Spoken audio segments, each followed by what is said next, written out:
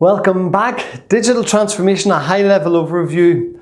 I know we even got into the how do we do it stuff, the weeds, the nuts and bolts to get this thing moving, but we still have a little bit further to go to understand some of the actual functions that we need to be in charge of if we're to lead digital transformation. So what's covered in this lesson? Well, it's why technology is often mistaken for creating transformation and what to do about it. What happens if digital transformation process is not seen through completely. Again, something that we always see, the strategy is made, the culture, the alignment of the organization is not addressed, and the strategy fails to get implemented.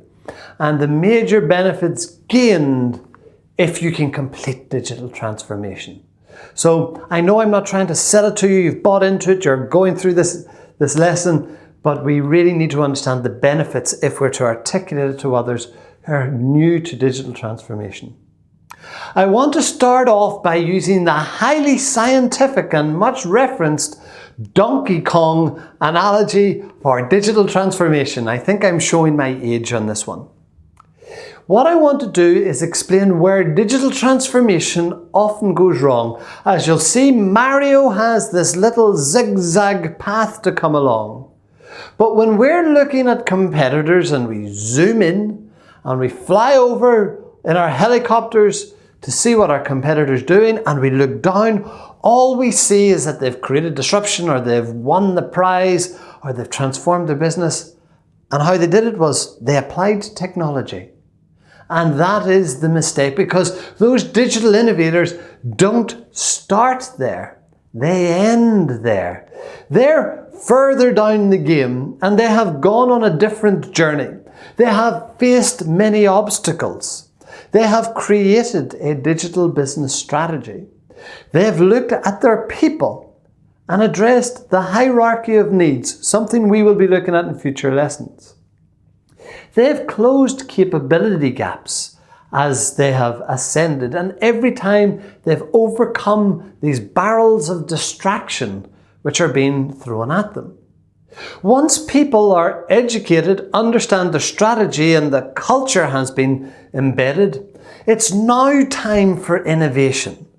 And those innovations help to be transferred and brought forward in technology.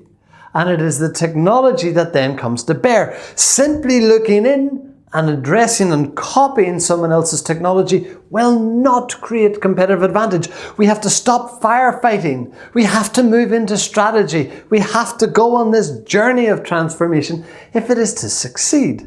Now, setting aside my silly analogy, I want to take something that's a little bit more serious, which is the 5 change blocks of digital transformation. I've introduced you to these before, but I need to get into a little bit more depth.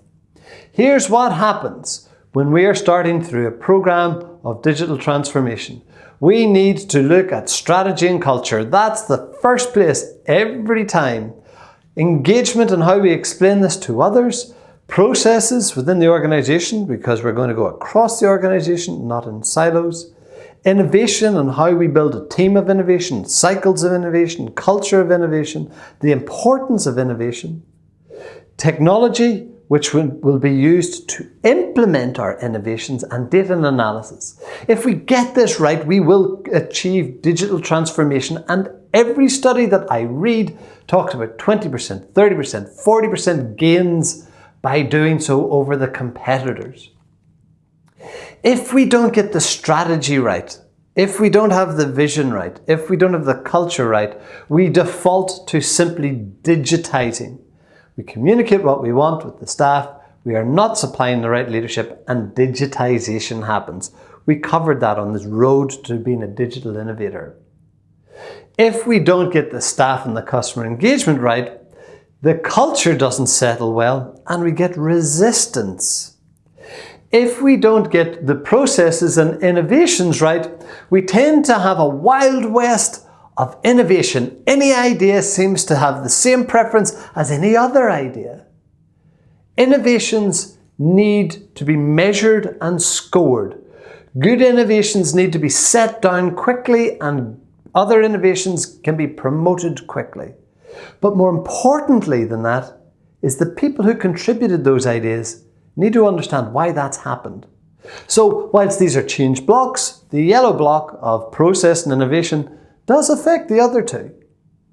If we don't get that right, we get uncoordinated action, over-enthusiastic people spilling out to do different projects, and they never reach completion. If we don't get the right technology in play, this is quite often the most complex and most expensive area.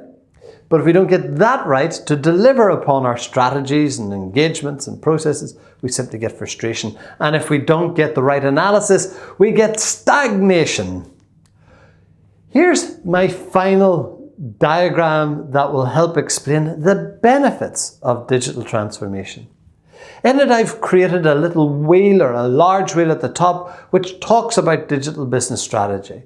It illustrates the idea of culture and people and innovation. The second wheel is pulling with technology and data. And what we find the outcome is that we can get happier staff. They're able to have autonomy in their roles because they understand where we're going and what it's going to take to get there. We have people that are able to grow their careers. We have better leaders because the leaders are able to give better management decisions, and we get much better, happier, engaged customers who reference us, who share our commentary because it is also theirs, who share our vision, who publish when we publish, they republish, they echo, they become our voices to help us grow our organizations, to become more effective, and to really start to build community. They're the bedrock. So that's the benefit of it. The challenge, as I perceive it, is the swirling mind. Where do we start? All of this different technology and these apps and budgets and channels and tactics, human resources. Where do we start with all of that? Well, the key answer to that is actually that we are going to start with strategy. And that's the next video. The 7 principles of digital business strategy is the function that we will be used. It's the bus we're going to get on if we are to start to define an organization that must go through change and digital transformation. Thanks for watching. I'll see you in the next video.